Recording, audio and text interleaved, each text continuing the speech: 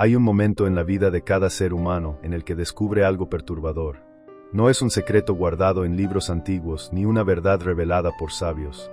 Es algo mucho más cercano, más íntimo, más aterrador. Es el momento en que te das cuenta de que la ética, esa noble construcción que nos enseñaron a venerar desde niños, no es más que un espejo. Y en ese espejo, el poder no se refleja tal como es. Se disfraza, se embellece, se justifica. La ética no es el guardián de la bondad. Es el maquillaje del control. Imagina por un momento que estás en una sala oscura. No hay ventanas. No hay puertas visibles. Solo un espejo frente a ti. Te acercas lentamente, y en ese reflejo no ves tu rostro. Vías máscaras. Cientos de ellas. Algunas sonríen. Otras lloran. Algunas parecen nobles y justas. Otras, frías y calculadoras. Y entonces comprendes. Cada máscara representa una versión de ti que has mostrado al mundo. Cada una fue diseñada no para expresar quién eres, sino para obtener lo que necesitas. Bienvenido al teatro de la ética. Bienvenido al escenario donde todos somos actores, y el guión fue escrito hace siglos por aquellos que entendieron una verdad fundamental. Quien controla la moral, controla a las masas. Antes de continuar, una advertencia. El conocimiento que será compartido aquí no puede ser desaprendido. Va a alterar permanentemente la forma en que ves las relaciones humanas. Si estás listo para abandonar las ilusiones cómodas y ver lo que hay detrás del escenario, suscríbete ahora. Porque esto no es solo un video. Es el inicio de tu viaje bajo la máscara. Ahora, empecemos. La historia comienza en un lugar que todos conocemos, pero pocos comprenden realmente. Una oficina corporativa. Piso 22. Ventanas que miran hacia una ciudad que nunca duerme. Dentro de esa oficina, un hombre llamado Rodrigo sostiene un documento entre sus manos. Sus dedos tiemblan ligeramente, aunque su rostro permanece impasible. El documento es un contrato, un acuerdo que, si se firma, desplazará a 300 familias de sus hogares para construir un complejo residencial de lujo. Rodrigo sabe esto, lo sabe con cada fibra de su ser, pero también sabe algo más. Sabe que si no firma, perderá su posición, su estatus, su poder. Frente a él, sentada con una elegancia calculada, está Valeria, directora de Relaciones Públicas. Su trabajo no es vender productos, es vender narrativas. Y en este momento, está vendiendo la narrativa de que desplazar a esas familias es, en realidad, un acto ético. Escucha sus palabras. Observa cómo cada frase está diseñada como un bisturí que corta la resistencia moral de Rodrigo sin que él sienta el dolor. Rodrigo, dice Valeria con una voz suave pero firme, entiendo tus reservas. Eres un hombre de principios. Eso es admirable. Pero déjame preguntarte algo. ¿Qué es más ético? ¿Dejar que 300 familias continúen viviendo en condiciones precarias, sin acceso a servicios básicos de calidad, o darles la oportunidad de reubicarse en viviendas dignas que nuestro programa social les proporcionará? Piénsalo. No estamos destruyendo. Estamos transformando. No estamos quitando. Estamos mejorando. Rodrigo escucha. Y en su mente, algo comienza a cambiar. La culpa que sentía hace un momento empieza a disolverse, reemplazada por una sensación de justificación. Valeria no le está mintiendo, piensa él. Está presentando otra perspectiva. Una perspectiva que, curiosamente, coincide perfectamente con los intereses de la corporación. Pero eso es solo una coincidencia, ¿verdad? Este es el primer acto del teatro ético. La reinterpretación. Tomar una acción que beneficia al poderoso y envolverla en un lenguaje que suene noble, justo, incluso compasivo. La ética, en manos de quienes entienden su verdadera naturaleza, no es un conjunto de reglas absolutas. Es un instrumento, una herramienta de persuasión, un espejo que refleja no la verdad, sino la versión de la verdad que necesitas que otros crean. Rodrigo firma el documento. Su mano ya no tiembla. Valeria sonríe. No es una sonrisa de victoria. Es una sonrisa de confirmación. Ella sabía que él firmaría. Siempre lo supo, porque ella entiende algo que Rodrigo apenas está comenzando a intuir. La ética no gobierna el poder. El poder gobierna la ética. Pero esta historia no termina en esa oficina. Se expande, se ramifica, porque cada decisión ética, cada justificación moral, crea ondas que se extienden mucho más allá del momento en que se toman. Y esas ondas llegan a lugares inesperados. a vidas que nunca imaginaron estar conectadas con un contrato firmado en un piso 22. 3 meses después, en un barrio al sur de la ciudad, una mujer llamada Elena recibe una notificación. Es un documento oficial. Lenguaje legal. Palabras frías. El mensaje es claro. Tiene 60 días para abandonar su hogar. La razón, según el documento, es el bien común. El progreso. La modernización. Elena lee esas palabras una y otra vez, tratando de encontrarle sentido. ¿Cómo puede ser para el bien común que ella pierda el único lugar donde sus hijos han conocido la estabilidad? ¿Cómo puede ser progreso destruir lo poco que ha construido con años de sacrificio? Elena no conoce a Rodrigo. Nunca ha escuchado el nombre de Valeria. No sabe nada sobre reuniones en pisos 22 ni sobre narrativas cuidadosamente construidas. Pero está viviendo las consecuencias de esas decisiones. Y aquí es donde la máscara de la ética comienza a resquebrajarse. Porque para Elena, no hay reinterpretación posible. No hay lenguaje que suavice el golpe. Solo hay una verdad brutal. Alguien con más poder que ella decidió que su hogar valía menos que sus ambiciones. Esa noche, Elena no puede dormir. Se sienta en la cocina de su pequeña casa. La luz de una vela parpadea frente a ella. Sus hijos duermen en la habitación contigua, ajenos a la tormenta que se avecina. Y en ese silencio, Elena se hace una pregunta que millones de personas se han hecho a lo largo de la historia. ¿Por qué aquellos que tienen el poder siempre encuentran razones éticas para justificar sus acciones, mientras que aquellos sin poder son juzgados sin piedad por las suyas? Esta pregunta no es nueva. Ha resonado en cada época, en cada cultura, en cada sistema de gobierno. Y la respuesta, aunque incómoda, es siempre la misma. Porque la ética no es un código universal grabado en piedra.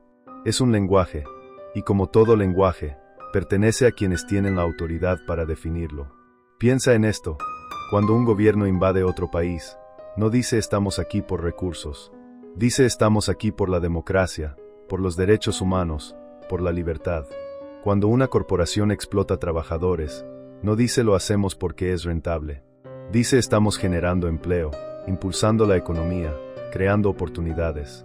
Cuando una persona manipula a otra emocionalmente, no dice lo hago por control. Dice lo hago por amor, por tu bien, porque me preocupo por ti. El patrón es siempre el mismo. El poder actúa según sus intereses, y luego viste esas acciones con el lenguaje de la ética. Y lo más fascinante, lo más perturbador, es que este proceso no es necesariamente consciente. Rodrigo, cuando firmó ese documento, realmente creyó que estaba haciendo lo correcto. Valeria, cuando construyó esa narrativa, realmente creyó que estaba presentando una verdad. Porque el espejo de la ética no solo engaña a los demás, también nos engaña a nosotros mismos. Carl Jung, el psicólogo suizo que dedicó su vida a explorar las profundidades de la mente humana, habló de algo que llamó la sombra. Esa parte de nosotros que rechazamos, que negamos, que escondemos incluso de nosotros mismos. Y dentro de esa sombra vive algo particularmente oscuro, nuestro deseo de poder. No el poder abstracto de los libros de filosofía. El poder concreto, tangible, el que se siente en el cuerpo cuando alguien hace lo que tú quieres, cuando tu voluntad se impone sobre la de otros, cuando el mundo se dobla, aunque sea un poco, a tu favor. Pero admitir ese deseo es peligroso. Es socialmente inaceptable. Entonces, ¿qué hacemos? Lo disfrazamos. Lo envolvimos en ética. Le ponemos una máscara de bondad, de justicia, de necesidad. Y así, el deseo de poder se transforma en deber moral. Ya no quiero controlar. Debo guiar. Ya no busco dominar. Busco proteger. Ya no impongo mi voluntad. Simplemente hago lo que es correcto. Volvemos a Rodrigo. 3 meses después de firmar ese documento, está en una cena benéfica. El evento recauda fondos para familias en situación vulnerable. Rodrigo dona una cantidad generosa. Las personas a su alrededor lo felicitan. ¡Qué hombre tan noble!, dicen. ¡Qué compromiso social! Rodrigo sonríe. Se siente bien. Se siente ético. Y en ese momento, algo extraordinario sucede en su mente. Olvida. No completamente, pero casi. Olvida las 300 familias desplazadas. O más bien, las recuerda de una manera diferente. Las recuerda como beneficiarias de un programa de reubicación. Como personas que, gracias a decisiones difíciles pero necesarias, ahora tienen una oportunidad mejor. Este es el segundo acto del teatro ético. El olvido selectivo. La capacidad de la mente humana para reescribir su propia historia, para editar los recuerdos de manera que nuestra imagen moral permanezca intacta. No es mentira consciente, es algo más profundo. Es la necesidad psicológica de vernos a nosotros mismos como buenos, incluso cuando nuestras acciones causan daño. Pero mientras Rodrigo disfruta de su cena benéfica, Elena está en una habitación prestada. No es su hogar, es el sofá de una prima que apenas conoce. Sus hijos comparten un colchón en el suelo. El programa de reubicación que Valeria mencionó resultó ser una lista de espera de 2 años. 2 años viviendo en la incertidumbre, en la incomodidad, en la dependencia de la caridad ajena. Elena no siente gratitud por las oportunidades que supuestamente le dieron. Siente rabia, siente impotencia, y sobre todo, siente una pregunta que la quema por dentro. ¿Cómo pueden dormir tranquilos aquellos que hicieron esto? La respuesta es simple y aterradora. Duermen tranquilos porque el espejo de la ética les muestra un reflejo hermoso. Les muestra a personas que toman decisiones difíciles por el bien mayor. Les muestra a líderes, a visionarios, a agentes de cambio. No les muestra a Elena llorando en silencio para que sus hijos no la escuchen. No les muestra las noches sin dormir, la ansiedad constante, la sensación de haber sido borrada del mapa por personas que nunca se molestaron en conocer su nombre. Y aquí llegamos al corazón oscuro de esta revelación. La ética, tal como la conocemos, no fue diseñada para proteger a los débiles. Fue diseñada para tranquilizar a los poderosos, para darles la paz mental que necesitan para seguir ejerciendo su poder sin el peso insoportable de la culpa. Piensa en la historia de la humanidad. Cada sistema de opresión, cada estructura de dominación, siempre ha venido acompañada de un código ético que la justifica. La esclavitud no era vista como un crimen por quienes la practicaban. Era vista como un orden natural, incluso como una forma de civilizar a los salvajes. El colonialismo no era visto como robo y genocidio. Era visto como una misión civilizadora, un deber del hombre blanco. La explotación laboral no era vista como abuso. Era vista como una oportunidad para que los pobres mejoraran su condición. En cada caso, el poder actuó primero. Y luego, la ética llegó para justificar, para explicar, para tranquilizar. El espejo se colocó en el ángulo perfecto para que el reflejo mostrara nobleza donde había brutalidad, generosidad donde había explotación, justicia donde había opresión. Pero hay algo aún más perturbador, algo que pocas personas están dispuestas a admitir, y es que todos, absolutamente todos, participamos en este teatro. No solo los Rodrigos y las Valerias del mundo, también los Elanes, también tú, también yo, porque el poder no es solo algo que tienen los presidentes y los directores corporativos. El poder existe en cada relación humana, en cada interacción donde una persona tiene algo que la otra necesita. Y en cada una de esas interacciones, el espejo de la ética está presente, listo para disfrazar nuestras intenciones, para embellecer nuestros deseos, para justificar nuestras acciones. Piensa en la madre que controla cada aspecto de la vida de su hijo adulto. No dice lo hago porque necesito sentir que tengo poder sobre alguien. Dice lo hago porque te amo, porque sé lo que es mejor para ti, porque el mundo es peligroso y necesitas mi guía. Piensa en el amigo que siempre necesita ser el centro de atención, que interrumpe, que minimiza los logros de otros. No dice lo hago porque mi ego necesita validación constante. Dice lo hago porque soy espontáneo, porque soy apasionado, porque la vida es corta y hay que vivirla intensamente. Piensa en la pareja que revisa el teléfono de su compañero sin permiso. No dice lo hago porque soy inseguro y necesito control. Dice lo hago porque tengo intuición, porque algo no está bien, porque una relación sana no tiene secretos. En cada caso, el patrón se repite. El deseo de poder se disfraza de virtud.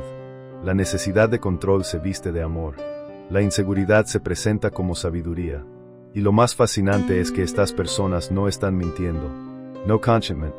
Realmente creen en sus propias narrativas. Realmente ven en el espejo de la ética el reflejo que necesitan ver. Porque la alternativa, verse a sí mismos como seres imperfectos, inseguros, hambrientos de poder, es demasiado dolorosa. Es más fácil, más cómodo, más sostenible, creer en la máscara. Ahora, detengámonos aquí por un momento. Respira. Siente el peso de esta revelación. Porque lo que estamos explorando no es una teoría abstracta. Es el mecanismo que gobierna casi todas las relaciones humanas. Es la razón por la que las personas buenas hacen cosas terribles. Es la razón por la que las sociedades justas cometen injusticias. Es la razón por la que tú, si tú que estás escuchando esto, has lastimado a personas que amas mientras creías estar haciendo lo correcto. Volvamos a nuestra historia. 6 meses han pasado desde que Elena perdió su hogar. Ha encontrado trabajo limpiando oficinas por las noches. El salario es bajo, las condiciones son duras, pero es algo. Sus hijos están en una nueva escuela. ¿No les gusta? Extrañan a sus amigos, su barrio, la sensación de pertenencia que tenían. Pero Elena les dice que sean fuertes, que esto es temporal, que pronto las cosas mejorarán. Ella misma no cree estas palabras, pero las dice de todas formas. Porque eso es lo que hacen los padres. Mienten con amor. Disfrazan su desesperación de esperanza. Usan el espejo de la ética para mostrar a sus hijos un reflejo más amable que la realidad. Una noche, mientras limpia las oficinas del piso 22, Elena encuentra un documento olvidado en un escritorio. Es un informe financiero. Números, gráficas, proyecciones. No entiende la mayoría, pero hay algo que sí comprende.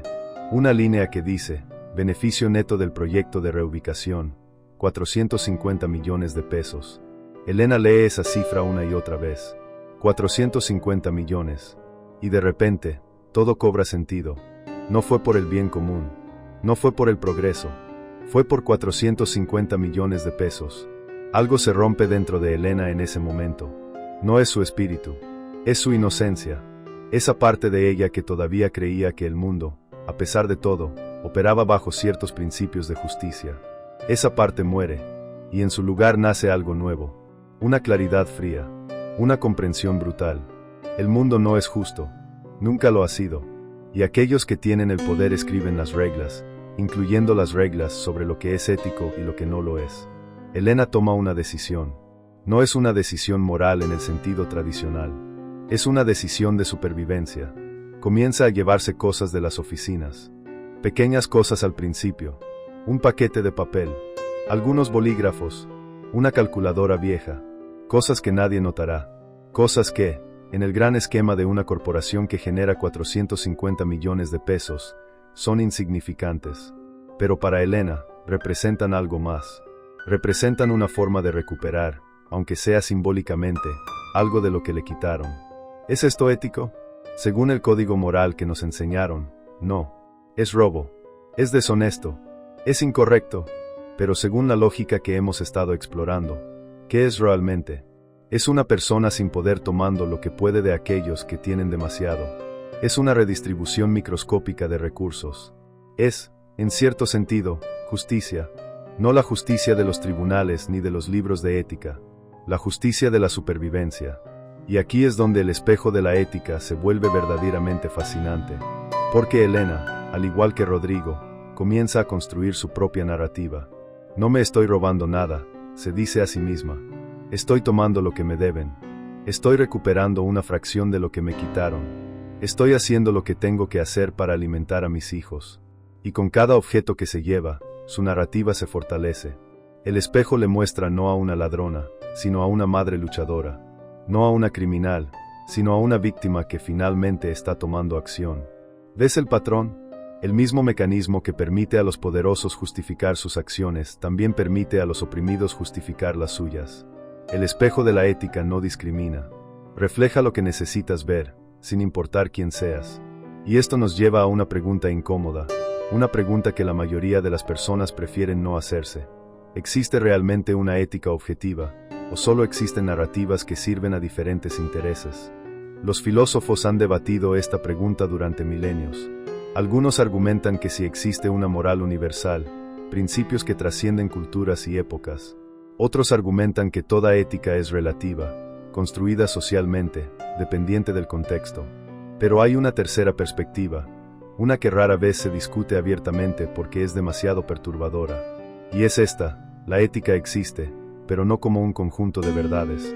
Existe como un campo de batalla. Un espacio donde diferentes grupos luchan por imponer su versión de lo correcto, su definición de lo justo, su narrativa de lo moral. Y en ese campo de batalla, quien tiene más poder no solo gana, también escribe la historia, también define los términos, también controla el espejo. Piensa en cómo funciona esto en la práctica. Cuando los pobres toman de los ricos, se llama robo. Cuando los ricos toman de los pobres, se llama negocio. Cuando los débiles usan violencia contra los fuertes, se llama terrorismo. Cuando los fuertes usan violencia contra los débiles, se llama mantenimiento del orden. Cuando alguien sin credenciales cuestiona el sistema, se llama ignorancia. Cuando alguien con credenciales cuestiona el sistema, se llama análisis crítico. El lenguaje mismo está diseñado para reflejar y reforzar las estructuras de poder. Y la ética, siendo un lenguaje, no es una excepción. Es quizás el ejemplo más perfecto de cómo el poder se disfraza, se legitima, se perpetúa. Pero aquí viene algo aún más profundo. Algo que Nietzsche, el filósofo alemán que se atrevió a mirar al abismo, comprendió mejor que nadie. Y es que la ética no solo sirve para justificar el poder, también sirve para controlarlo, para domesticarlo, para hacer que el poder sea tolerable, tanto para quienes lo ejercen como para quienes lo sufren. Imagina un mundo sin ética, un mundo donde el poder se ejerciera sin disfraces, sin justificaciones, sin máscaras. Sería un mundo de caos absoluto, un mundo donde la única ley sería la fuerza bruta, un mundo insostenible, porque los seres humanos, a diferencia de otros animales, necesitamos significado. Necesitamos creer que nuestras acciones tienen sentido, que nuestras vidas tienen propósito, que el orden social, por injusto que sea, responde a alguna lógica superior. La ética proporciona ese significado. Le da al poderoso una razón para no abusar completamente de su poder. Le da al oprimido una razón para no rebelarse completamente contra su opresión. Crea un espacio intermedio, un terreno común, donde la vida social puede existir sin colapsar en violencia constante. Pero, y este es un pero enorme, ese espacio intermedio siempre favorece a quienes tienen más poder. Siempre, porque son ellos quienes definen dónde están los límites, qué es aceptable y qué no lo es, cuando la resistencia es legítima y cuando es criminal. Un año después del desplazamiento, algo inesperado sucede. Un periodista joven, recién graduado y lleno de ideales, comienza a investigar el proyecto de reubicación. Su nombre es Mateo. Ha escuchado rumores, historias de familias que nunca recibieron las viviendas prometidas, de compensaciones que nunca llegaron, de vidas destruidas en nombre del progreso. Mateo quiere exponer la verdad.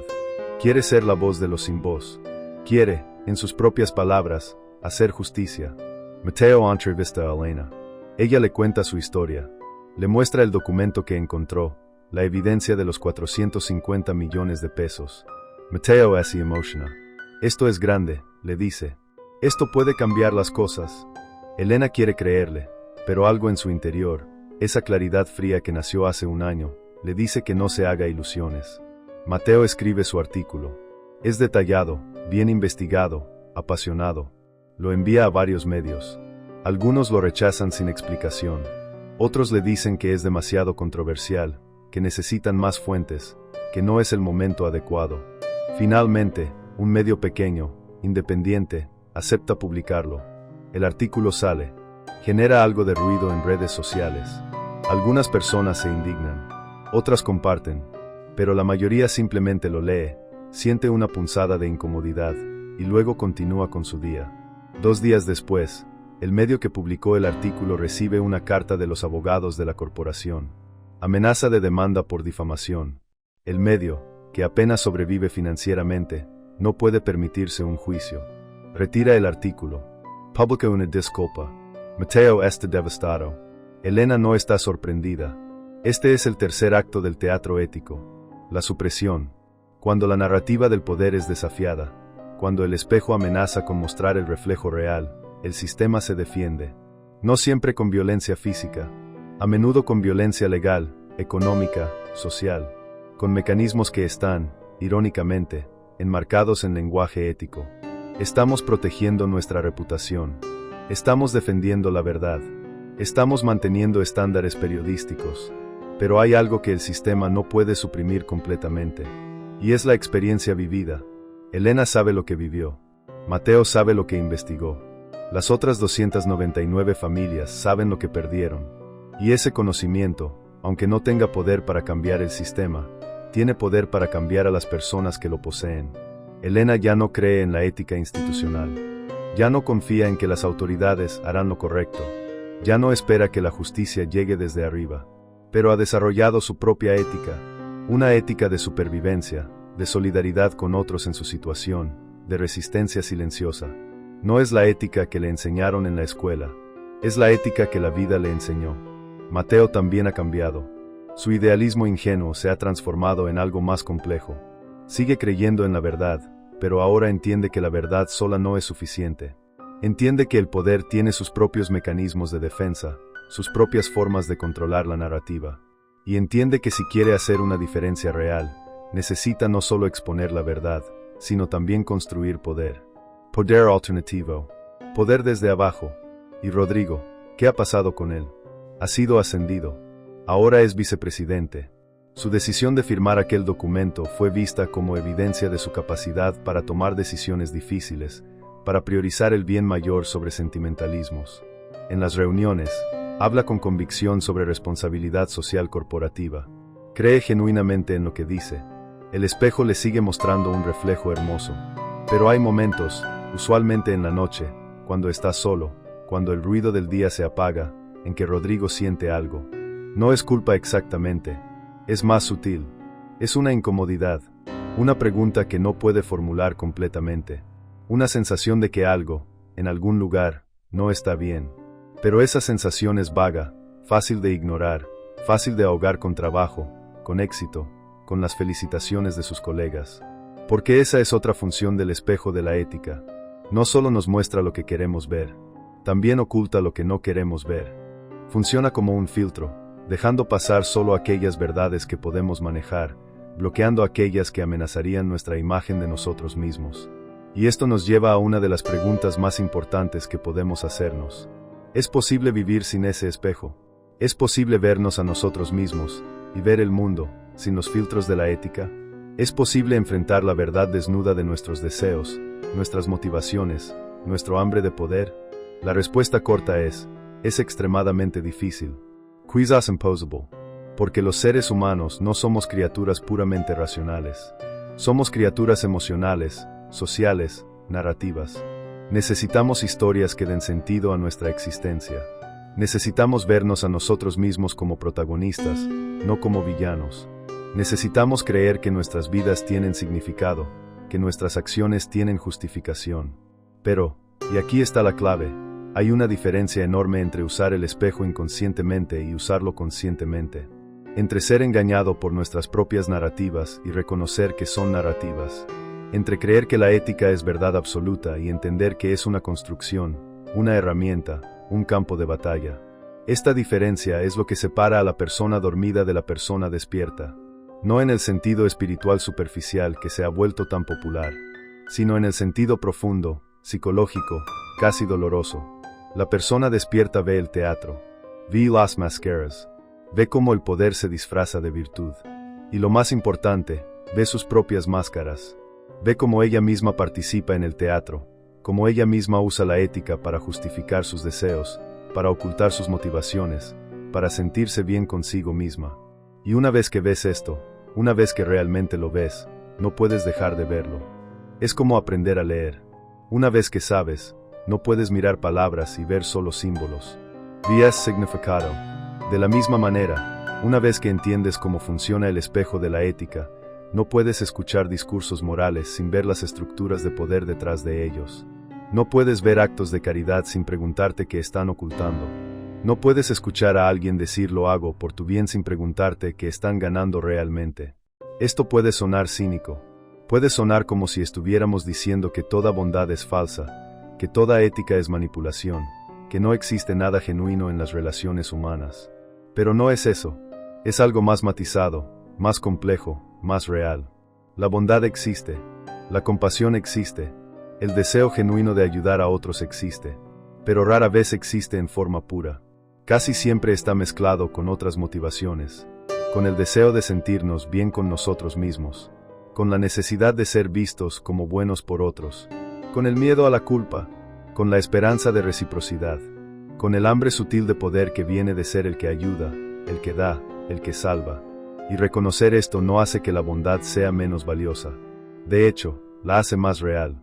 Porque la bondad que reconoce sus propias sombras, que entiende sus propias motivaciones mixtas, es más honesta, más humilde, más sostenible que la bondad que se cree pura. Piensa en dos personas que ayudan a alguien en necesidad. La primera lo hace creyendo que es completamente altruista, que no espera nada a cambio, que es simplemente una buena persona haciendo lo correcto. La segunda lo hace reconociendo que sí, quiere ayudar, pero también quiere sentirse bien, también quiere ser vista como generosa, también está lidiando con su propia culpa por tener más que otros. ¿Cuál de estas dos personas es más ética? La respuesta no es obvia. Ambas están ayudando. Ambas están haciendo una diferencia positiva. Pero la segunda tiene algo que la primera no tiene: autoconocimiento. Y ese autoconocimiento la hace menos propensa a usar su bondad como arma, menos propensa a esperar gratitud eterna, menos propensa a sentirse moralmente superior, menos propensa a convertir su ayuda en una forma de control. Porque eso es lo que sucede cuando no reconocemos nuestras motivaciones mixtas. Cuando creemos que somos puramente buenos, cuando nos vemos en el espejo de la ética y solo vemos virtud, nos volvemos peligrosos. Nos volvemos como Rodrigo, capaz de desplazar 300 familias mientras cree estar haciendo el bien. Nos volvemos como los colonizadores que destruyeron culturas enteras mientras creían estar civilizando salvajes. Nos volvemos como los inquisidores que quemaron personas vivas mientras creían estar salvando almas. La historia está llena de atrocidades cometidas por personas que se creían buenas. De hecho, las peores atrocidades rara vez son cometidas por personas que se saben malvadas. Son cometidas por personas que están absolutamente convencidas de su rectitud moral. Porque cuando crees que tienes la verdad ética de tu lado, cuando crees que el espejo te muestra tu verdadero yo virtuoso, no hay límite a lo que puedes justificar. Esto es lo que Jung llamaba inflación del ego. Cuando nos identificamos completamente con nuestras máscaras virtuosas, cuando creemos que somos nuestros ideales en lugar de seres humanos imperfectos que aspiran a esos ideales, nos inflamos. Nos volvemos rígidos, nos volvemos ciegos, y nos volvemos, paradójicamente, capaces de gran crueldad en nombre de la bondad. Entonces, ¿cuál es la alternativa? Si el espejo de la ética nos engaña, si nuestras narrativas morales son construcciones que sirven a nuestros intereses, si incluso nuestra bondad está mezclada con motivaciones egoístas, ¿qué nos queda? ¿Debemos simplemente renunciar a la ética? ¿Debemos abrazar el nihilismo, la idea de que nada importa, de que todo es permitido? No, esa no es la respuesta, porque el nihilismo es solo otra forma de evasión, otra forma de evitar la responsabilidad, otra máscara. La respuesta real es más difícil, más incómoda, más exigente. La respuesta es vivir en la tensión. Vivir con la conciencia de que la ética es una construcción, pero una construcción necesaria. Vivir sabiendo que nuestras motivaciones son mixtas, pero actuando de todas formas.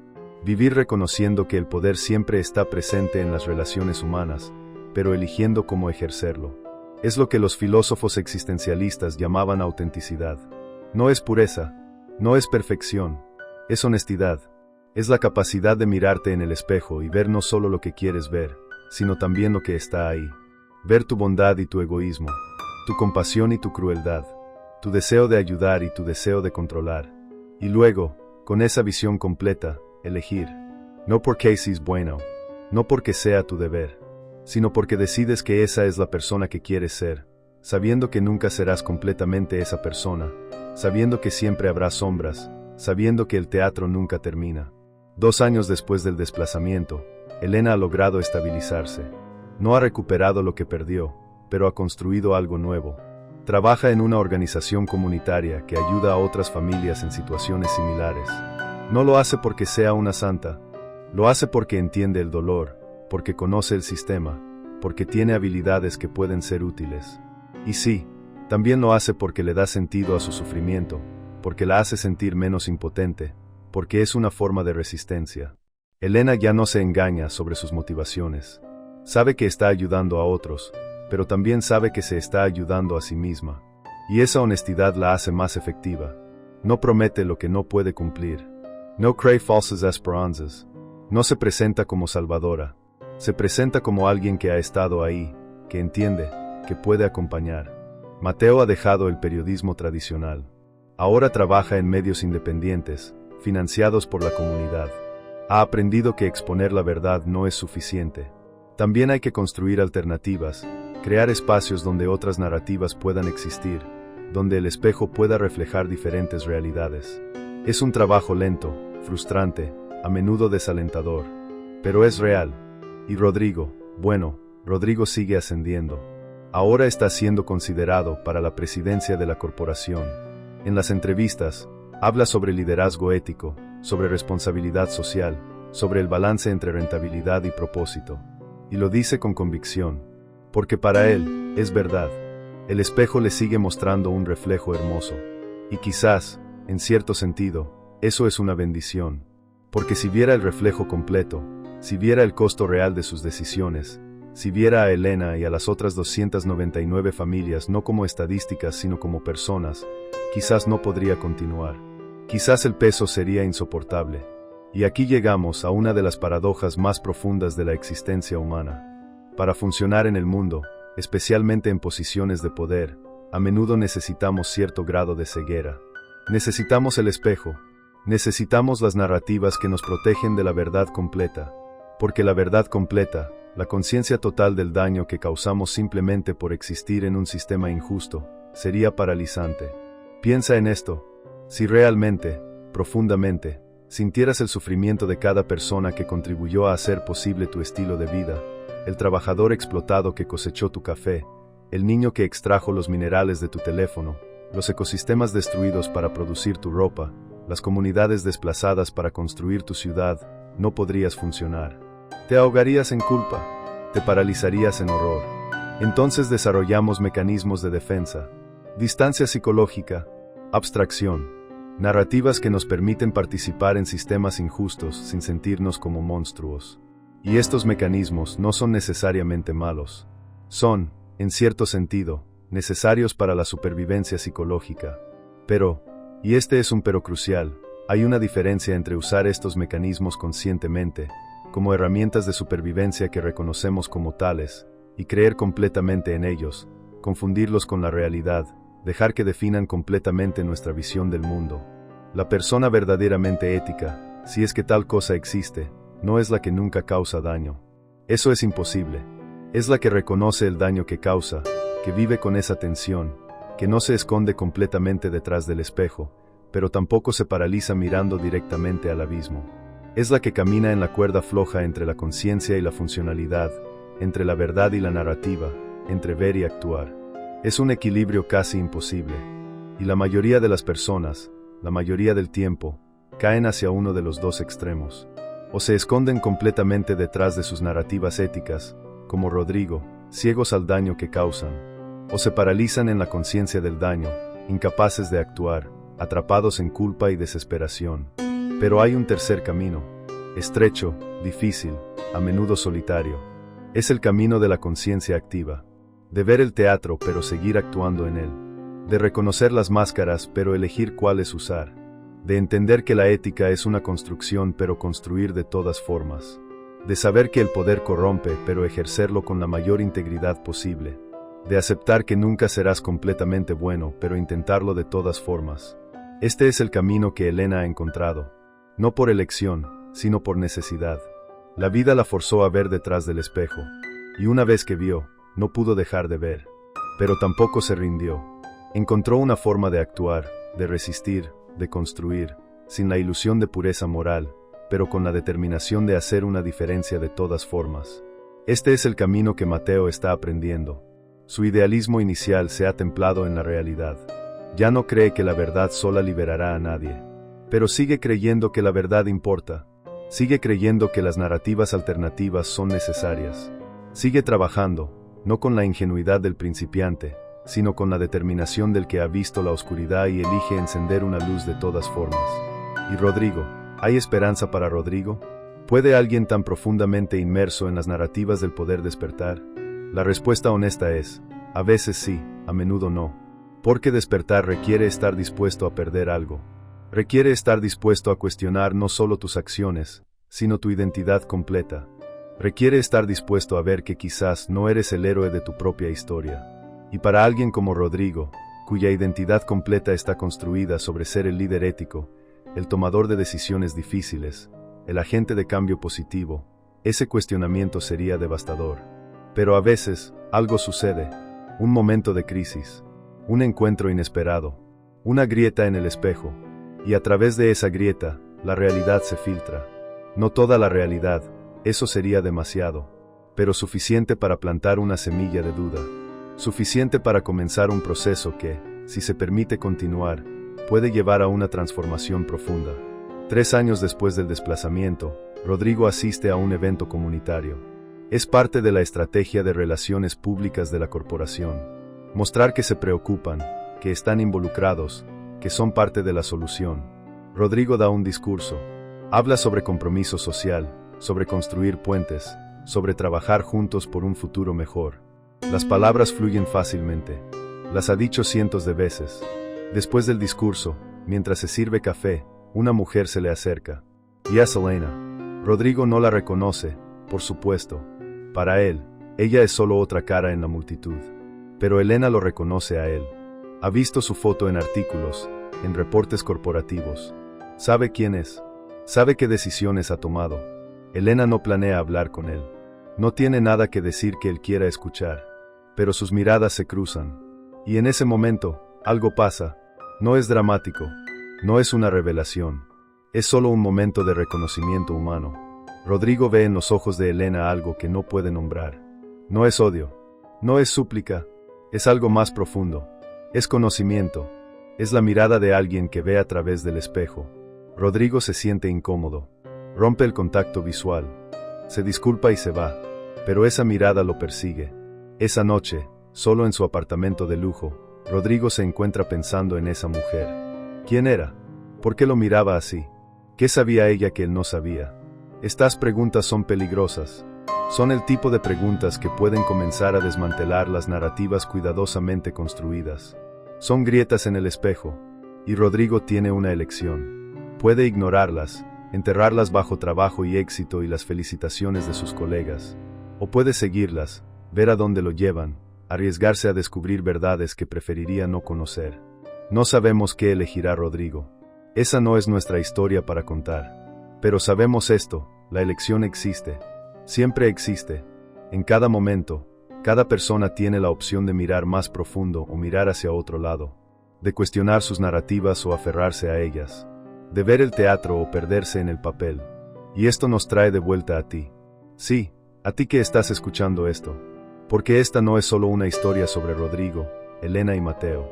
Es una historia sobre todos nosotros, sobre cómo navegamos el mundo, sobre cómo justificamos nuestras acciones, sobre cómo usamos la ética como espejo para mostrar la versión de nosotros mismos que queremos ver.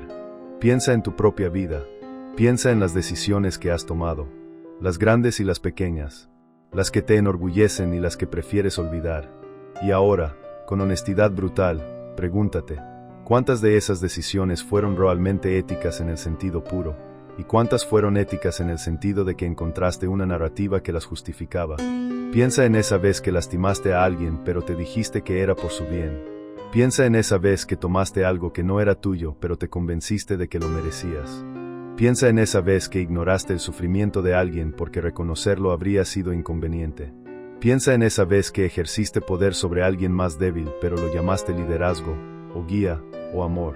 No estamos aquí para juzgarte. El juicio es solo otra forma de teatro ético, otra forma de establecer jerarquías morales que sirven a ciertos intereses. Estamos aquí para ver, para reconocer, para entender que todos, absolutamente todos, participamos en este teatro. Todos usamos el espejo. Todos nos disfrazamos. La pregunta no es si lo haces. La pregunta es si lo sabes. Si eres consciente de tus propias máscaras. Si puedes ver tus propias narrativas por lo que son. Construcciones útiles, necesarias quizás, pero construcciones al fin. No verdades absolutas.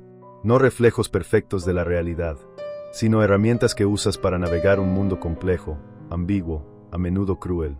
Y si puedes ver eso, si puedes sostener esa conciencia sin colapsar en nihilismo o paralizarte en culpa, entonces tienes algo valioso.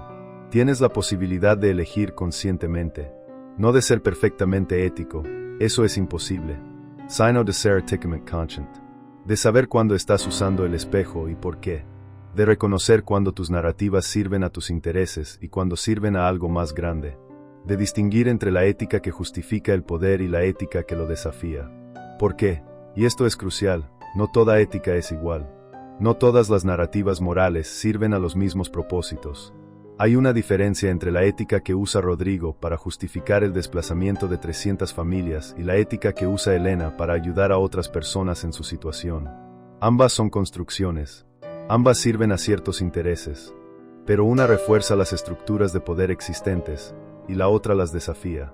Una ética que siempre justifica las acciones de los poderosos, que siempre encuentra razones para mantener el status quo, que siempre pide paciencia a los oprimidos mientras permite impaciencia a los opresores, es una ética al servicio del poder. Es el espejo en su función más pura, disfrazar, embellecer, justificar. Pero una ética que cuestiona el poder, que centra las voces de los marginados, que reconoce sus propias limitaciones y contradicciones, que se mantiene humilde ante la complejidad de la existencia humana, es una ética diferente. No es perfecta, no es pura, pero es más honesta, es más consciente, es, en cierto sentido, más ética. Y aquí está la ironía final, la paradoja que cierra el círculo. Para ser verdaderamente ético, debes reconocer que la ética es una construcción. Para usar el espejo sabiamente, debes saber que es un espejo. Para actuar con integridad, debes aceptar que nunca serás completamente íntegro. Para ejercer poder responsablemente, debes reconocer que todo poder corrompe, incluyendo el tuyo. Esta es la sabiduría que los antiguos filósofos intentaron transmitir, que los místicos experimentaron en sus meditaciones, que los psicólogos profundos como Jung descubrieron en las sombras de la mente humana. No es una sabiduría cómoda. No es una sabiduría que te haga sentir bien contigo mismo. Es una sabiduría que te hace más humano, más real, más capaz de vivir en la complejidad sin colapsar en simplificaciones reconfortantes. Es la sabiduría de saber que eres, simultáneamente, capaz de gran bondad y gran crueldad. Que tus motivaciones son siempre mixtas. Que tus narrativas éticas sirven a tus intereses incluso cuando crees que sirven a la verdad. Que el poder que ejerces, por pequeño que sea, tiene consecuencias que no puedes controlar completamente. Que el espejo te muestra lo que necesitas ver, no lo que está realmente ahí. Y con esa sabiduría viene una responsabilidad. No la responsabilidad de ser perfecto. Eso es imposible y, francamente, aburrido. Sino la responsabilidad de ser consciente. De cuestionar tus propias certezas. De escuchar las voces que tu narrativa excluye. De reconocer el daño que causas incluso cuando intentas hacer el bien. De vivir en la tensión entre tus ideales y tu realidad. De actuar de todas formas, no porque seas bueno, sino porque eliges intentarlo. Esta es la ética más allá del espejo. No es una ética de reglas y mandamientos. No es una ética de pureza y perfección. Es una ética de conciencia y elección. De reconocimiento y responsabilidad. De humildad y determinación. Es una ética que acepta la sombra sin ser consumida por ella. Que ve el teatro sin olvidar que hay personas reales detrás de las máscaras, que entiende el poder sin ser seducida completamente por él. Es una ética difícil, quizás la más difícil, porque requiere que vivas sin las certezas reconfortantes que el espejo proporciona. Requiere que aceptes la ambigüedad, la contradicción, la complejidad. Requiere que renuncies a verte como el héroe incuestionable de tu propia historia. Requiere que reconozcas que a veces, en algunas historias, eres el villano. Pero también es una ética liberadora, porque cuando dejas de necesitar ser perfectamente bueno, cuando dejas de necesitar que el espejo te muestre solo virtud, cuando aceptas tu humanidad completa con todas sus sombras, algo extraordinario sucede. Te vuelves más real, más honesto, más capaz de conexión genuina, más capaz de cambio real, porque ya no necesitas defender tus narrativas a toda costa, ya no necesitas atacar a quienes cuestionan tu versión de la verdad. Ya no necesitas construir muros de justificación alrededor de cada acción. Puedes simplemente ser, imperfecto, contradictorio, en proceso. Y desde ese lugar de honestidad, puedes actuar con más integridad que desde cualquier pedestal de supuesta perfección moral. Piensa en cómo cambiarían las relaciones humanas si más personas operaran desde este lugar. Si los líderes reconocieran abiertamente que sus decisiones sirven a ciertos intereses, incluyendo los propios, en lugar de pretender que sirven solo al bien común. Si las corporaciones admitieran que su prioridad es la ganancia, no la responsabilidad social, y luego eligieran actuar responsablemente de todas formas, no como disfraz sino como elección consciente. Si las personas en relaciones reconocieran sus necesidades de control, de validación, de poder, en lugar de disfrazarlas de amor y preocupación. No sería un mundo perfecto. Los conflictos no desaparecerían. El sufrimiento no se evaporaría. Pero sería un mundo más honesto. Un mundo donde las negociaciones serían más claras, donde las expectativas serían más realistas, donde las decepciones serían menos devastadoras porque no estarían construidas sobre ilusiones de pureza moral. Sería un mundo donde Elena no tendría que descubrir por accidente que su desplazamiento fue por 450 millones de pesos. Donde Rodrigo no tendría que esconderse detrás de narrativas de bien común para tomar decisiones que benefician principalmente a su corporación. Donde Mateo no tendría que luchar contra sistemas enteros de supresión solo para contar una verdad básica.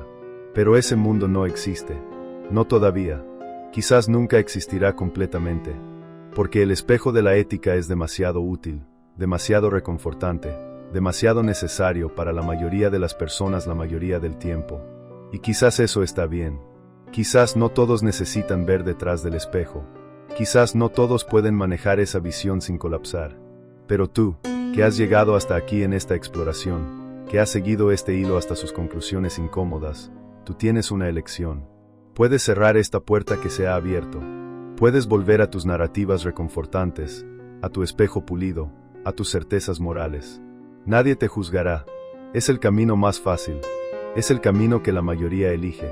O puedes quedarte en este espacio incómodo. Puedes aprender a vivir con la conciencia de que la ética es un espejo donde el poder se disfraza. Puedes aprender a ver tus propias máscaras sin odiarlas, a reconocer tus propias narrativas sin creerlas completamente, a ejercer tu poder sin pretender que no lo tienes. Puedes aprender a ser éticamente consciente en lugar de éticamente perfecto. No es un camino fácil. Habrá momentos en que desearás volver a la simplicidad de las certezas morales. Habrá momentos en que la ambigüedad te parecerá insoportable. Habrá momentos en que querrás gritar que algo es simplemente correcto o incorrecto, sin matices, sin complejidad, sin sombras. Pero también habrá momentos de claridad extraordinaria. Momentos en que verás exactamente cómo funciona el teatro, cómo se mueven las máscaras, cómo el poder fluye disfrazado de virtud. Y en esos momentos, tendrás una elección que otros no tienen. La elección de actuar conscientemente, de usar tu poder, por pequeño que sea, de manera que reconozca su naturaleza, sus limitaciones, sus peligros. 5 años después del desplazamiento, algo inesperado sucede. La corporación enfrenta una crisis, un escándalo financiero, irregularidades contables, investigaciones gubernamentales, el tipo de crisis que derriba imperios corporativos. Rodrigo, ahora presidente, está en el centro de la tormenta, no porque haya cometido fraude directamente, sino porque sucedió bajo su liderazgo, porque el sistema que él ayudó a construir, el sistema de narrativas éticas que justificaban cualquier acción rentable, eventualmente se volvió tan desconectado de la realidad que colapsó. En las audiencias públicas, Rodrigo da el tipo de disculpa que los consultores de relaciones públicas diseñan. Acepta responsabilidad sin admitir culpa específica. Habla sobre aprender de los errores. Promete cambios. Usa todas las palabras correctas. Pero algo es diferente esta vez. El público no está comprando la narrativa. Los medios están cuestionando. Las redes sociales están diseccionando cada palabra. El espejo se ha roto. Y en su casa, solo, después de otro día de audiencias brutales, Rodrigo finalmente se permite algo que ha evitado durante años. Se permite dudar. Se permite preguntarse si quizás, solo quizás, las narrativas que ha construido no son toda la verdad. Se permite recordar esa mirada de Elena, esa mirada que lo persiguió durante años pero que siempre logró enterrar bajo capas de justificación. No es una transformación completa, no es una revelación dramática, es solo una grieta. Pero a través de esa grieta, algo de luz entra. O quizás es oscuridad. Es difícil distinguir cuando has vivido tanto tiempo en la penumbra del espejo. Elena ve las noticias sobre la crisis corporativa. Siente algo complejo. No es satisfacción exactamente. No es venganza. Es más como reconocimiento. Como ver confirmado algo que siempre supo.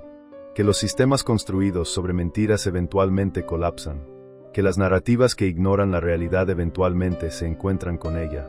Que el espejo, por pulido que esté, eventualmente se rompe. Pero Elena también siente algo más. Siente compasión, no por la corporación, no por el sistema, sino por Rodrigo, el ser humano. Porque ella entiende algo que él apenas está comenzando a descubrir. que vivir detrás del espejo es, en cierto sentido, su propia forma de prisión, que las máscaras que usamos para engañar a otros eventualmente nos engañan a nosotros mismos, que el poder que se disfraza de virtud eventualmente olvida que es poder, y en ese olvido, se vuelve más peligroso, porque el poder que se conoce a sí mismo tiene límites, tiene vergüenza, tiene miedo de ser expuesto, pero el poder que se cree virtud no tiene límites, no tiene vergüenza, no teme exposición porque cree que no hay nada que exponer. Esta es quizás la lección más importante de toda esta exploración. El peligro no está en el poder mismo. El poder es inevitable en las relaciones humanas. El peligro está en el poder que no se reconoce como tal, en la dominación que se disfraza de cuidado, en el control que se presenta como amor, en la explotación que se vende como oportunidad, en la opresión que se justifica como orden. El espejo de la ética, entonces, no es solo una herramienta de engaño, es también una herramienta de peligro, porque nos permite ejercer poder sin sentir su peso, nos permite causar daño sin sentir su dolor, nos permite participar en sistemas de opresión sin vernos como opresores. Y así, el ciclo continúa, generación tras generación, sistema tras sistema, máscara tras máscara, pero hay momentos raros y preciosos, en que el espejo se rompe, en que las narrativas colapsan, en que las máscaras caen, y en esos momentos, tenemos una oportunidad, no de crear un mundo perfecto, no de eliminar el poder o la ética o las narrativas, sino de reconstruir con más conciencia, de crear nuevos espejos que reflejen más verdad, de diseñar nuevas máscaras que oculten menos, de construir nuevas narrativas que reconozcan sus propias limitaciones. Esta es la oportunidad que Rodrigo tiene ahora. En medio de su crisis, en medio del colapso de sus certezas, tiene la oportunidad de reconstruirse con más honestidad. No será fácil. Requerirá que renuncie a mucho de lo que creía sobre sí mismo. Requerirá que enfrente verdades que ha evitado durante años. Requerirá que acepte que ha causado daño, que ha sido parte del problema, que sus narrativas éticas eran, en gran medida, disfraces. No sabemos si tomará esa oportunidad. La mayoría no lo hace. Es más fácil construir nuevas narrativas, nuevos disfraces, nuevas versiones del mismo espejo. Es más fácil decir fui engañado, fui mal aconsejado, no sabía, que decir elegí no saber, elegí creer las narrativas que servían a mis intereses, elegí el poder sobre la verdad. Pero si lo hace, si Rodrigo realmente se permite ver detrás del espejo, algo extraordinario podría suceder. No se convertiría en un santo, no borraría el daño que causó, pero podría convertirse en algo más valioso, un ser humano consciente de su propia capacidad para el daño. Y esa conciencia, esa humildad, esa aceptación de la sombra, podría hacer que su poder futuro, si es que tiene alguno, sea ejercido con más cuidado, más responsabilidad, más honestidad. Esta es la transformación que Jung describía. No la eliminación de la sombra, sino su integración. No la negación del poder, sino su reconocimiento. No la perfección moral, sino la honestidad psicológica. Es una transformación que no te hace mejor que otros. Te hace más real, más completo, más humano. Y en un mundo lleno de personas que pretenden ser mejores de lo que son, que se esconden detrás de máscaras de virtud, que usan la ética como arma y escudo, una persona real, una persona que reconoce sus sombras, es revolucionaria. No porque sea perfecta, sino porque es honesta. Mateo, ahora con varios años de experiencia en medios independientes, ha aprendido esta lección de una manera diferente. Ha aprendido que exponer las mentiras de los poderosos no es suficiente si lo haces desde una posición de supuesta pureza moral, porque entonces solo estás reemplazando un espejo con otro. Solo estás diciendo mi narrativa es la verdadera, mi ética es la correcta, mi visión es la pura. En cambio, Mateo ha aprendido a reportar desde un lugar de humildad reconocida. A decir esto es lo que veo, desde mi perspectiva limitada, con mis propios sesgos, sirviendo a mis propios valores. No pretendo objetividad absoluta, pretendo honestidad sobre mi subjetividad. Y en esa honestidad, paradójicamente, hay más verdad que en las pretensiones de neutralidad que los medios tradicionales mantienen. Porque la neutralidad es solo otra máscara, otra forma de esconder el poder, otra forma de presentar una perspectiva particular como si fuera universal. Los medios que dicen ser neutrales usualmente están sirviendo al status quo, a las estructuras de poder existentes, pero lo hacen de manera tan naturalizada que ni siquiera lo reconocen. Mateo, al reconocer abiertamente su perspectiva, al admitir sus valores, al ser transparente sobre sus motivaciones, está haciendo algo radical. Está quitando el espejo. Está diciendo: aquí está mi cara, con todas sus imperfecciones. Aquí está mi visión, con todas sus limitaciones. Tómala o déjala, pero al menos sabes de dónde viene. Y esta honestidad resuena. Las personas están cansadas de las narrativas pulidas. Están cansadas de los espejos perfectamente angulados. Están cansadas de las máscaras que pretenden no ser máscaras. Quieren algo real, algo humano, algo que reconozca la complejidad, la ambigüedad, la contradicción de la existencia. No todos, por supuesto. Muchas personas todavía prefieren las certezas reconfortantes. Todavía quieren creer que hay buenos y malos claramente definidos, que la ética es simple, que el espejo muestra la verdad. Y eso está bien. Cada persona está en su propio viaje. Cada persona despierta a su propio ritmo. O no despierta. Y eso también está bien. Porque esta no es una cruzada moral. No es un intento de convertir a todos a una nueva forma de ver. Eso sería solo otra forma de teatro ético. Otra forma de usar narrativas para ejercer poder. Esto es simplemente una invitación. Una invitación a mirar. A questioner. A reconocer. A ver el espejo por lo que es. Y si aceptas esa invitación, si realmente miras, lo que verás no será cómodo. Verás cómo has usado la ética para justificar tus deseos. Verás cómo has disfrazado tu poder de virtud. Verás cómo has participado en sistemas de opresión mientras te creías bueno. Verás tus máscaras. Verás tu teatro. Verás tu espejo. Y esa visión puede ser devastadora. Puede hacer que cuestiones todo lo que creías sobre ti mismo. Puede hacer que te sientas perdido, confundido, incluso culpable. Pero si puedes quedarte con esa incomodidad, si puedes resistir el impulso de construir inmediatamente nuevas narrativas reconfortantes, algo extraordinario puede emerger. Puede emerger una forma de ser más auténtica, una forma de relacionarte más honesta, una forma de ejercer poder más consciente. No perfecta, nunca perfecta, pero más real, más humana, más íntegra en el sentido profundo de la palabra, completa, incluyendo las sombras, reconociendo las contradicciones, aceptando la complejidad. Esta es la promesa y el peligro de ver detrás del espejo. La promesa de mayor autenticidad. El peligro de mayor responsabilidad. Porque una vez que ves, una vez que sabes, no puedes pretender ignorancia. No puedes esconderte detrás de no sabía, no entendía, no era mi intención. Tienes que aceptar que sí, sabías, o elegiste no saber. Que sí, entendías, o elegiste no entender. Que sí, era tu intención, o al menos no te importó lo suficiente como para examinar tus intenciones. Y con ese conocimiento viene una carga. La carga de elegir conscientemente. De actuar sabiendo que tus acciones tienen consecuencias. De ejercer poder sabiendo que todo poder corrompe. De usar narrativas éticas sabiendo que son construcciones. De vivir en el mundo sabiendo que el mundo es, en gran medida, un teatro donde todos actuamos. Pero también viene una libertad. La libertad de dejar de pretender. De dejar de defender. De dejar de justificar. La libertad de simplemente ser, con todas tus contradicciones, con todas tus imperfecciones, con todas tus sombras. La libertad de decir sí, tengo poder y lo uso. Sí, tengo intereses y los persigo. Sí, tengo narrativas y me sirven. Y ahora, sabiendo todo eso, elijo actuar de esta manera. No es una libertad cómoda.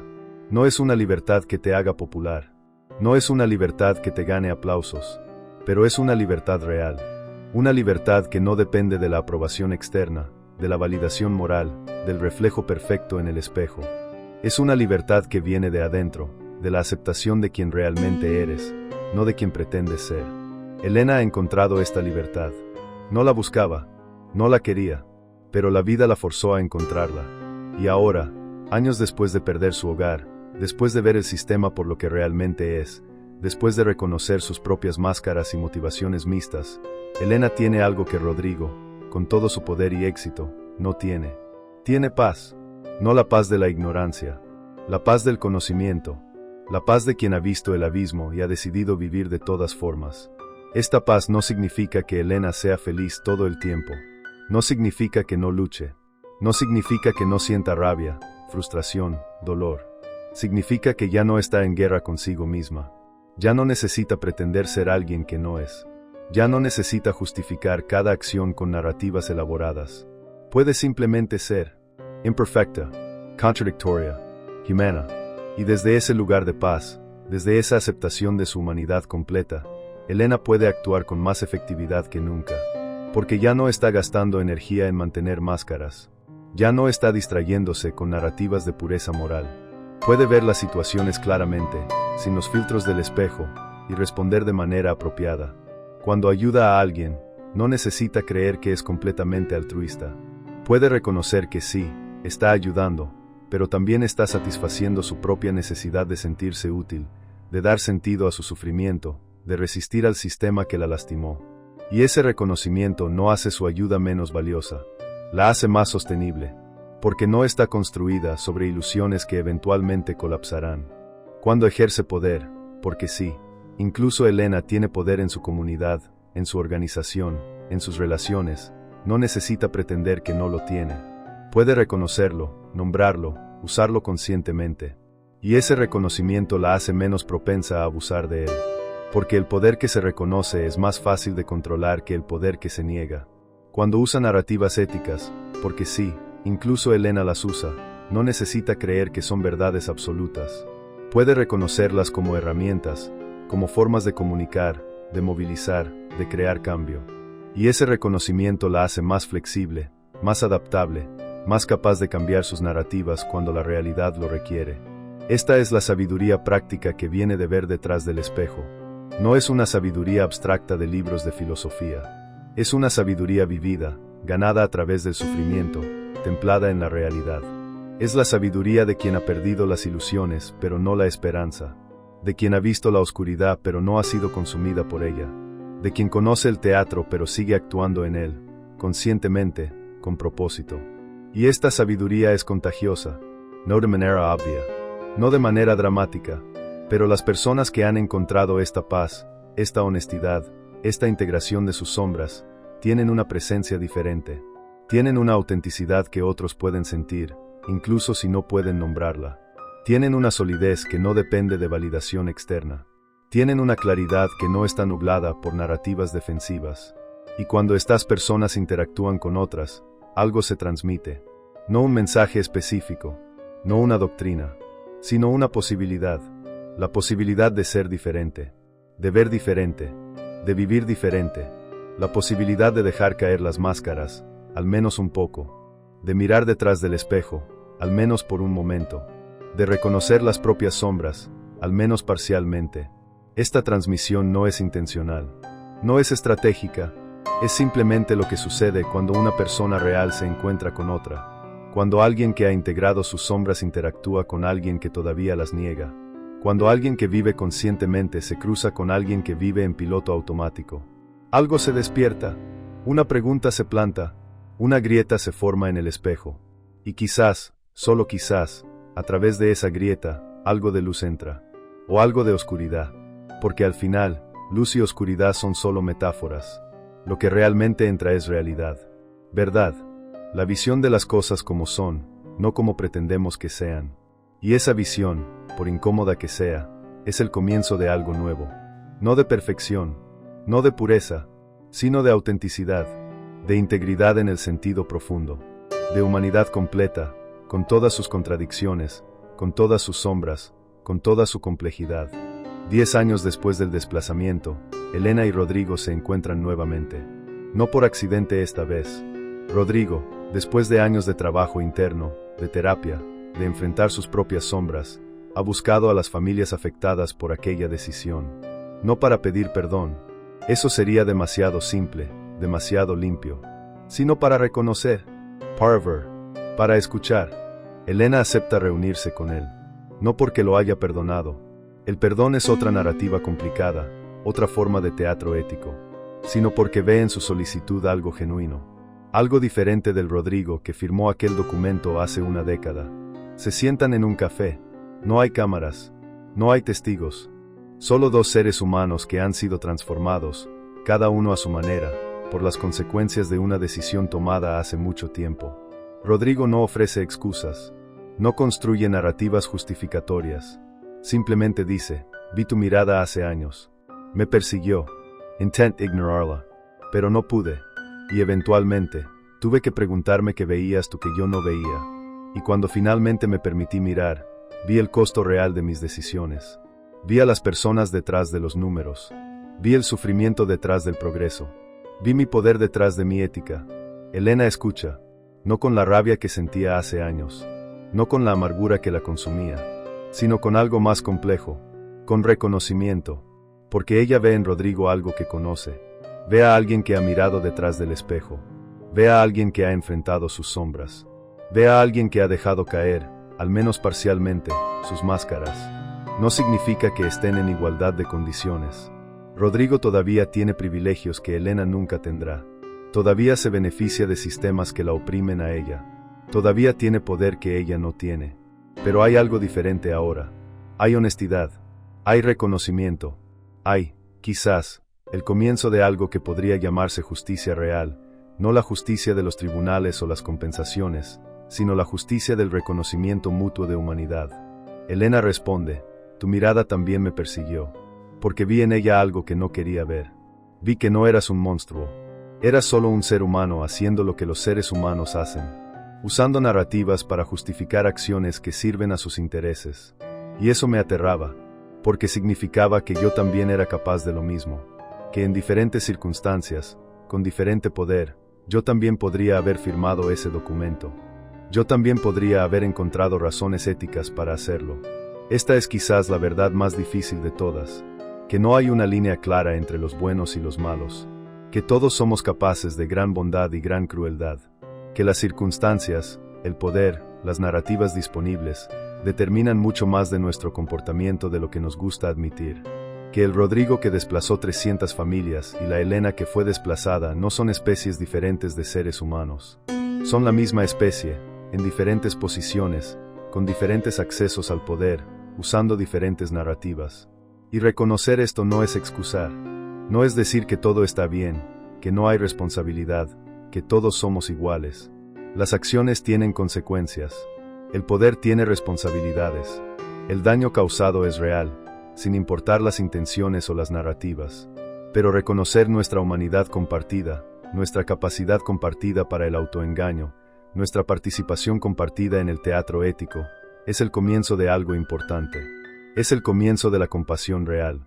No la compasión superficial que dice pobrecito, sino la compasión profunda que dice te veo, me veo en ti, reconozco que bajo diferentes circunstancias yo podría ser tú.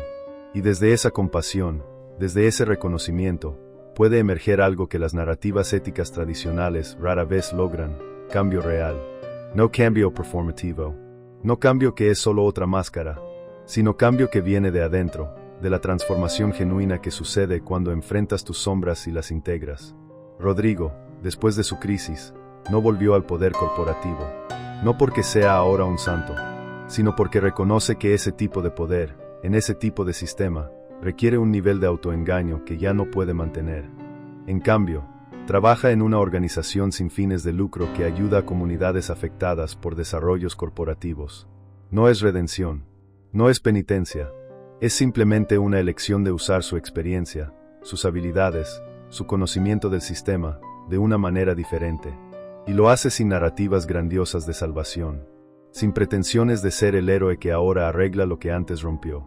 Lo hace con humildad, con reconocimiento de que nunca podrá deshacer el daño que causó, con aceptación de que siempre será, en parte, la persona que firmó aquel documento, pero también con determinación de ser, en parte, algo más.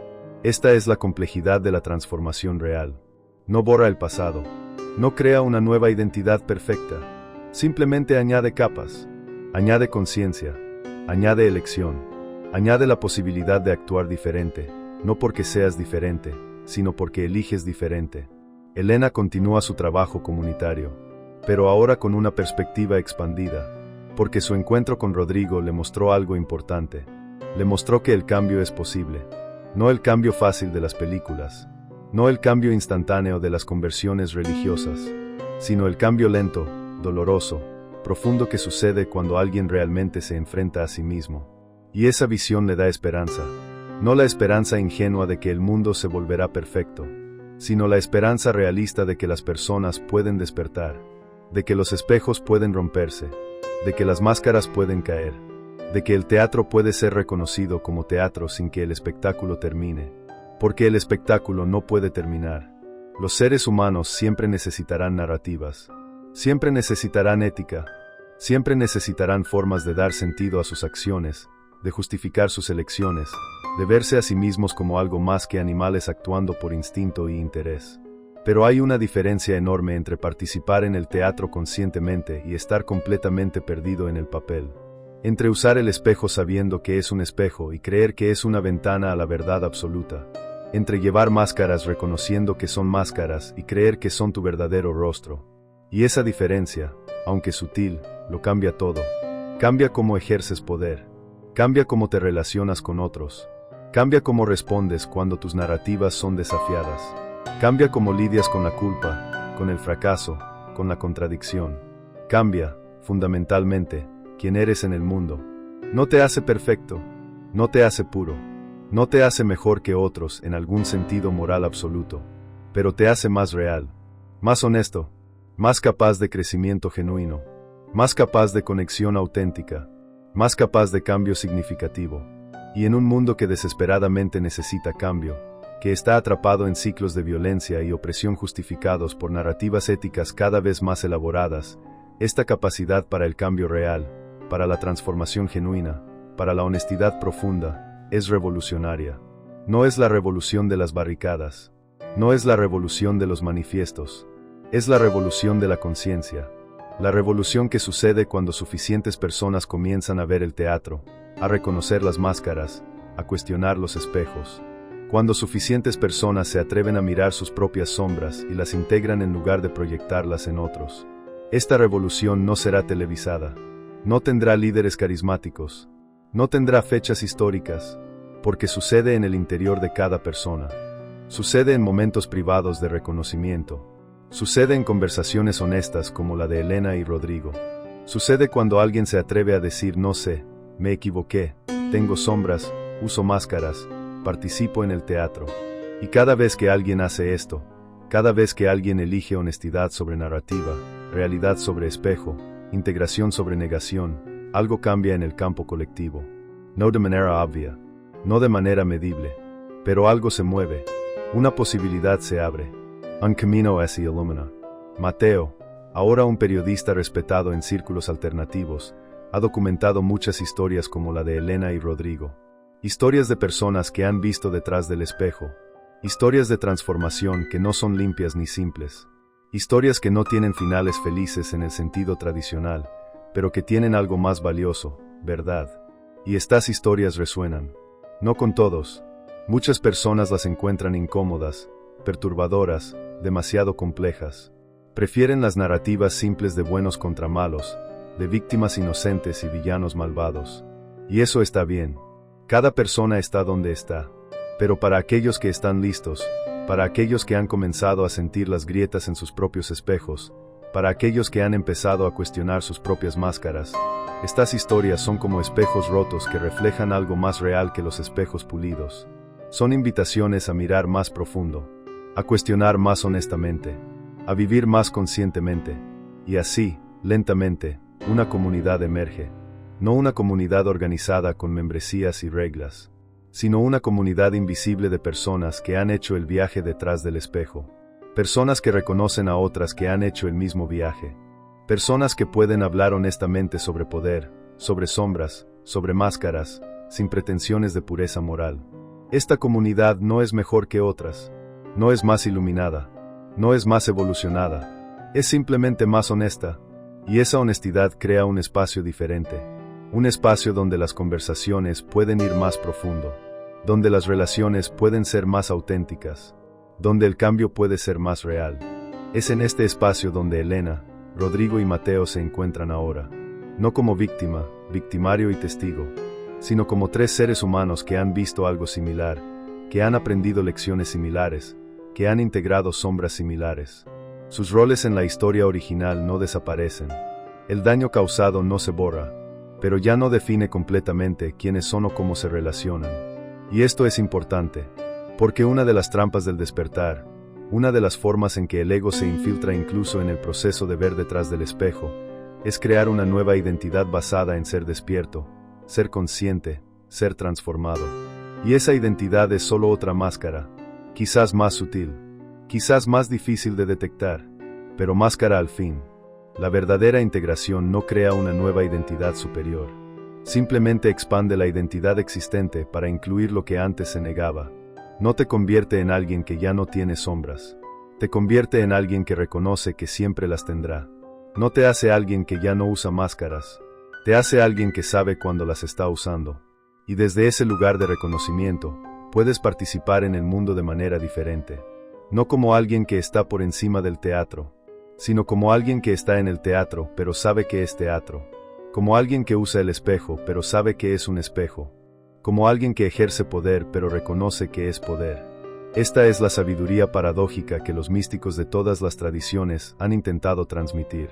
Que la iluminación no es escapar del mundo. Es estar completamente en el mundo, pero no completamente definido por él. Que la libertad no es no tener máscaras. Es saber que las máscaras no son tu verdadero rostro. Que la ética no es seguir reglas absolutas. Es elegir conscientemente, momento a momento, cómo actuar en un mundo complejo y ambiguo. Y esta sabiduría no se puede enseñar directamente. No se puede transmitir a través de instrucciones o mandamientos. Solo se puede señalar. Solo se puede invitar. Solo se puede modelar a través de cómo vives, cómo te relacionas, cómo respondes cuando tus sombras son expuestas, cómo actúas cuando tu poder es cuestionado, cómo hablas cuando tus narrativas son desafiadas. Elena, Rodrigo y Mateo, cada uno a su manera, están señalando hacia esta sabiduría. No predicándola, no enseñándola, simplemente viviéndola. Y en ese vivir, en esa encarnación de honestidad profunda, están creando ondas. Pequeñas ondas, imperceptibles para la mayoría, pero reales. Y quizás, solo quizás, esas ondas se encontrarán con otras ondas. Ondas creadas por otras personas que han hecho viajes similares. Y juntas, estas ondas crearán patrones. Patrones de mayor conciencia. Patrones de mayor honestidad. Patrones de mayor integración. No será rápido. No será dramático. No será la transformación instantánea que las narrativas populares prometen. Será lento. Será sutil. Será generacional. Pero será real. Porque el cambio real siempre es lento. Las revoluciones rápidas usualmente solo reemplazan un conjunto de máscaras con otro. Un espejo con otro. Un teatro con otro. El cambio profundo. El cambio que transforma no solo las estructuras externas sino las estructuras internas de conciencia. Ese cambio toma tiempo. Toma tiempo porque requiere que cada persona haga su propio viaje. Requiere que cada persona enfrente sus propias sombras. Requiere que cada persona rompa sus propios espejos. No puedes hacer este viaje por otro. No puedes forzar a alguien a ver lo que no está listo para ver. Solo puedes hacer tu propio viaje y, al hacerlo, crear la posibilidad de que otros hagan el suyo. Esta es la humildad final. Reconocer que no puedes salvar a nadie. No puedes iluminar a nadie. No puedes despertar a nadie. Solo puedes hacer tu propio trabajo. Solo puedes enfrentar tus propias sombras. Solo puedes integrar tus propias contradicciones. Y confiar en que, al hacerlo, estás contribuyendo a algo más grande. No porque seas especial, sino porque así es como funciona la conciencia colectiva. Cada transformación individual contribuye al campo total. Y así, nuestra historia llega a su conclusión. No con respuestas definitivas. No con soluciones claras. No con un final feliz en el sentido tradicional. Sino con una invitación. Una invitación a mirar. A questioner. A reconocer. A integrar. Una invitación a ver el espejo de la ética por lo que es. Una herramienta útil. Necesaria quizás, pero una herramienta. No la verdad, no la realidad, sino una forma de navegar la realidad. Una forma que puede ser usada conscientemente o inconscientemente. Una forma que puede servir a la liberación o a la opresión. Una forma que puede revelar o puede ocultar. La elección es tuya. Siempre ha sido tuya. Puedes seguir usando el espejo inconscientemente, dejando que te muestre solo lo que quieres ver, creyendo que tus narrativas éticas son verdades absolutas, pretendiendo que tu poder es virtud. Y vivirás una vida, quizás una vida exitosa, quizás una vida que otros admiren, pero será una vida vivida en la superficie, una vida de máscaras, una vida en el teatro sin saber qué es teatro. O puedes elegir mirar más profundo. Puedes elegir cuestionar tus certezas. Puedes elegir reconocer tus sombras. Puedes elegir integrar tus contradicciones. Y vivirás una vida diferente. No necesariamente más exitosa, no necesariamente más admirada, pero será una vida más real. Una vida más honesta. Una vida más completa.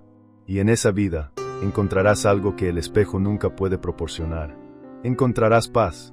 No la paz de la ignorancia, no la paz de las certezas cómodas, sino la paz del conocimiento, la paz de quien ha visto la verdad y ha decidido vivir con ella, la paz de quien ha integrado sus sombras y ya no está en guerra consigo mismo, la paz de quien participa en el teatro sabiendo que es teatro, usa máscaras sabiendo que son máscaras, ejerce poder sabiendo que es poder.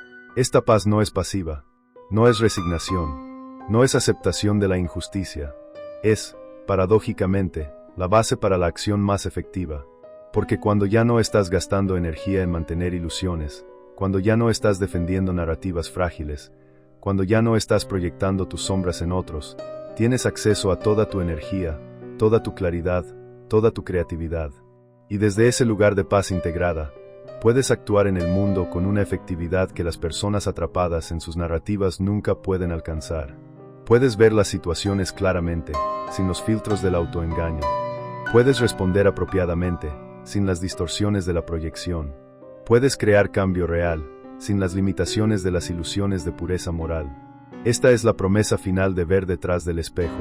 No perfección, no pureza, no superioridad moral, sino efectividad real, honestidad profunda, paz genuina, y la posibilidad, solo la posibilidad, de contribuir a un mundo donde más personas vivan conscientemente, donde más espejos se rompan, donde más máscaras caigan, donde más sombras se integren. No será un mundo perfecto. Los seres humanos nunca crearán un mundo perfecto, pero podría ser un mundo más honesto, un mundo donde el poder se reconozca como poder, donde la ética se entienda como construcción, donde las narrativas se usen conscientemente, donde el teatro se reconozca como teatro, y en ese mundo, quizás, solo quizás, habrá menos Rodrigos firmando documentos que desplazan familias mientras creen estar haciendo el bien. Habrá menos Elanes perdiendo sus hogares por decisiones tomadas en oficinas distantes. Habrá menos sistemas de opresión justificados por narrativas éticas elaboradas. Habrá menos sufrimiento causado por personas que se creen buenas. No porque las personas se vuelvan perfectas, sino porque se vuelven conscientes. Y la conciencia, aunque no elimina el sufrimiento, lo reduce. Aunque no crea perfección, crea honestidad. Aunque no resuelve todas las contradicciones, las hace manejables. Esta es la visión, no una utopía, no un paraíso, sino simplemente un mundo donde más personas viven despiertos, donde más personas reconocen el teatro, donde más personas integran sus sombras, donde más personas usan el espejo conscientemente. Y esa visión comienza contigo, con tu elección, con tu disposición a mirar, con tu coraje para cuestionar, con tu honestidad para reconocer, con tu humildad para integrar. No tienes que hacerlo. Nadie te está forzando. Puedes cerrar esta puerta ahora mismo. Puedes volver a tus narrativas reconfortantes. Puedes pulir tu espejo. Puedes ajustar tus máscaras. Y estarás bien. Vivirás tu vida. Tendrás tus experiencias. Y al final, habrás sido un ser humano más en el gran teatro de la existencia. O puedes quedarte. Puedes seguir mirando. Puedes permitir que las grietas en tu espejo se expandan. Puedes dejar que tus máscaras se aflojen. Puedes invitar a tus sombras a la luz. Y no será cómodo. No será fácil. No será rápido. Pero será real. Y al final de tu vida, cuando mires hacia atrás, no verás una historia perfecta. No verás una vida sin errores. No verás un registro de pureza moral. Pero verás algo más valioso. Verás una vida vivida honestamente. Una vida donde miraste tus sombras y no apartaste la vista. Una vida donde reconociste tus máscaras y las usaste conscientemente. Una vida donde participaste en el teatro sabiendo que era teatro. Y esa vida honesta, esa vida consciente, esa vida integrada, será tu contribución. No a la perfección del mundo, sino a su honestidad. No a la eliminación del sufrimiento, sino a su reducción.